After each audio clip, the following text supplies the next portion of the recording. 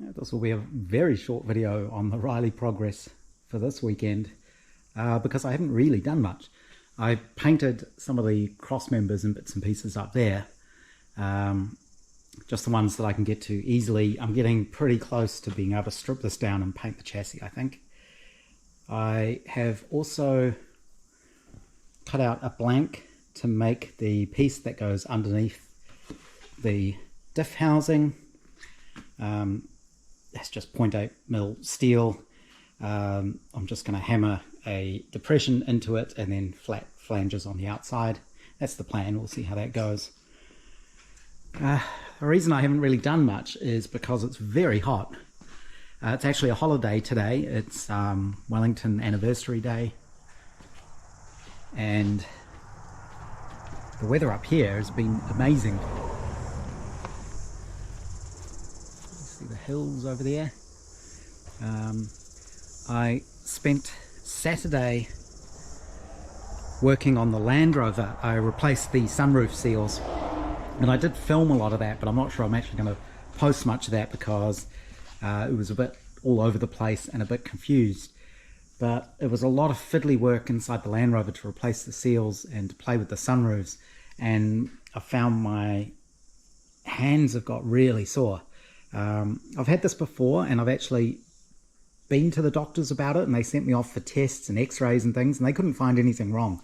But I sort of get really sore hands. It's hard to describe. So like I feel like a loss of strength, and it's almost like my fingers feel bruised or something. So I haven't really been able to do much this weekend, and also because it's been so hot, I haven't wanted to. I've been sitting in my little lab 3D printing a few little bits and pieces and watching YouTube videos, but it's just hit 33 degrees C in there. So I've come in here. It's actually 33 in here as well, but there's a bit more of a breeze. I have got sanding discs to go with that sander that I got. I think I mentioned this. So this is a random orbit sander, an air powered one. Comes with its own sort of little vacuum setup, because my other one is starting to get a little bit wonky. I've already replaced the bearings in it at least 3 or 4 times, as well as some of the plastic parts inside there. I do want to start making the fuel tanks, so what I may do now is cut out the blanks for that from my sheet of steel over there. I decided cutting one end off so it's flat. Probably don't actually need to do that. I think it'll be okay with rounded ends, and that's how they were originally. So when I do my hammer forming, that's easy enough. I can easily turn it around, so I can hammer over the round part and then swap the metal around to get the other side round. My template is still the right shape. So I'm going to cut out, I need 3 of these, so I might be able to get 3 vertically, and then I need a strip to be kind of the piece that goes around the outside, and I think I should just be able to get it from a lengthwise strip. I'll measure around this and just check. So one of the reasons I have these kind of tape measures in here, the cloth ones, it's easy to measure curved things by wrapping those around. And I'll just cut those out with my little electric shears there, save my hands. And yeah, that's about it really. I'm not going to start hammering these things now because that's obviously that's really bad for your hands. So yeah, very slow weekend. But as I say, the weather's just been absolutely boiling hot, and you can see at the moment there isn't much breeze. Seem to be an awful lot of monarch butterflies around, and the garden's doing very well as well, of course.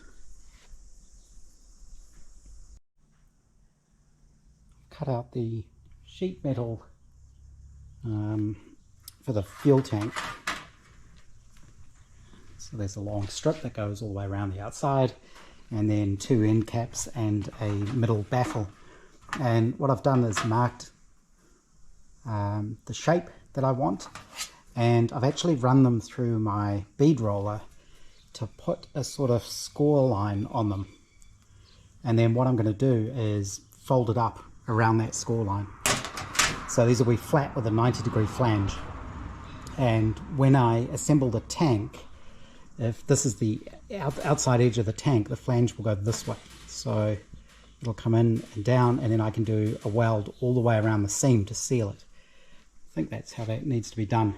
The original fuel tanks would have been soldered, of course, but I'm following the constructor's manual, and they absolutely forbid soldered tanks. I suppose I could argue that originally they were soldered, so I should be able to solder it, but again, I don't want to have those arguments, and if I can build one by welding, that's fine. It'll be fine. So that's what I'm going to do. It also specifies the gauge of the metal and that it has to be electrogalv. So it's got the zinc plating on it, and I just used my bead roller. So I thought I'd show a little bit about this, because Mr. Tweed, of course, has just got one, and there was some discussion in the comments around bits and pieces on it. First obvious modification is change the bolt for some sort of handle, something with a handle on it or a wheel on it. I also put a little spring on mine just to help bring this up. It doesn't work that well because of the friction and all of this. These bolts annoy me, so I just have them sort of done up tight, so they're only finger tight. I don't do them up fully. I haven't found that it makes a difference. I mean, if they're really loose, then yeah, your lines go a bit wobbly, but as long as they're reasonably tight, it didn't seem to matter. And I think that's because once this is going through and you've got torque on it, it pulls everything into alignment. These will come loose over time, so what I've been considering doing, I just haven't got around to it yet, is replacing the bolts with studs, threaded studs, and using nylock nuts on here, because then I can do them up to the right tension so this can move up and down but not in and out, and they'll stay there. They won't loosen themselves. Just with a bolt like this, you can't get it done up tight enough so that it won't come undone, but everything still moves, if that makes sense. So I think a nylock there would work pretty well. Same at the back. The bottom one, of course, can be done up tight, so that one probably should be tight. It's only really this top one that that needs to move, because of course this needs to move up and down. You can see how that spring, it'll hold it up if you pull it up, which is good to open the gap up there. The other thing I did on mine was I motorized it with a windscreen wiper motor, and you can see this is quite a small motor, it doesn't have to be big, and then some bicycle chain and sprocket, probably off a kid's bike, because again these aren't big, and a 12-volt speed controller. So this does forward and reverse. I've got it's just an on-off foot pedal, and it's got a speed control, so you can go from nothing to not that fast, but that's fast enough for me. Most wiper motors, I think, will have 2 windings, so you can actually get 2 speeds out of them. I can't even remember if this is on the fast speed or the slow speed. And then I can reverse it as well. And none of this is complicated, it's all just welded together. Of course, chain and sprocket, the main thing is getting everything in alignment nicely so the chain doesn't come off. Originally my mounting here was a little bit too flimsy. I beefed it up, and since I've done that, it's absolutely fine. And these are some homemade dies. This was just a piece of scrap plastic, and this is just a piece of mild 3mm mild steel. Would have been the center of something I cut out with a hole saw at some point, and I just put a bit of a radius on it on the lathe. And then I have various spacers, so these are bits of galvanized pipe, just to make up spacers, and washers as spacers. And you just do these bolts up tight. You don't need the set screw, I find. there's enough friction all of this that these don't move, even if you've got a lot of pressure on there. So we can crank this down quite a long way. You'll hear the motor labour a little bit, and it does go a bit slower, but puts a very definite, very small tight bead into it. Oh, the spring did work that time. Or you can just do very light passes.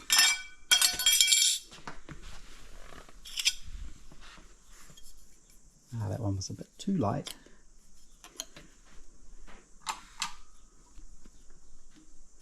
The other advantage of a handle like this, if it's nice and straight, is it's easy to count the turns, so you can keep things consistent just by remembering where the positioning of this is.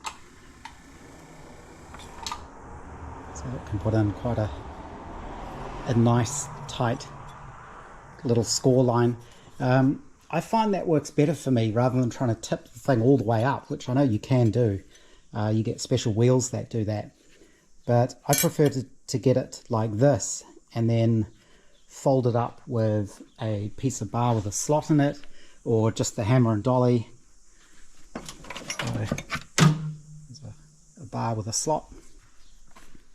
And then what you can do is you put that in there and you can bend this up. I think doing it with the hammer and dolly is better, because I suspect when you run it through the bead roller, it's only stretching the metal here where the roller runs. But if you do it with a hammer, because this fold is coming up, this metal needs to shrink. And if you just try to do it with the bead roller, I imagine it only really shrinks it in the bend, and I think this would go all wavy. I haven't tried it, but so what I find is if you do it like this and